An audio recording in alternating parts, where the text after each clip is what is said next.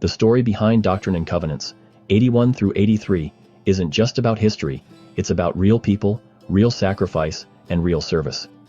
Thank you for being with us, and I hope you have enjoyed this channel. In March 1832. The church is young, just a few years old, headquartered in a simple farmhouse in Hiram, Ohio.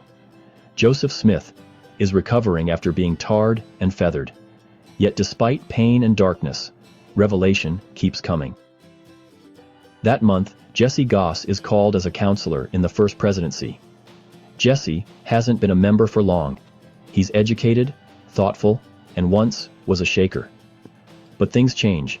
Within months, Jesse quietly leaves the church and his name disappears from the record. It's then that Frederick G. Williams steps in. Someone who will stand beside Joseph through storms and trouble. The words of Doctrine and Covenants. 81. Though originally for Jesse, are for everyone who feels called to serve.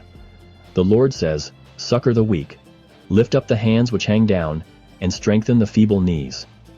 This was more than a leadership manual, it was a spiritual challenge. The early saints were gathering in Zion, facing poverty, hunger, and persecution. Helping each other wasn't just nice, it was survival. Soon after Joseph travels to Independence, Missouri, he sees the saints struggling with hardship and the weight of building Zion. It's here in April 1832 that the Lord gives him Doctrine and Covenants, 82. The message is bold and clear, unto whom much is given, much is required.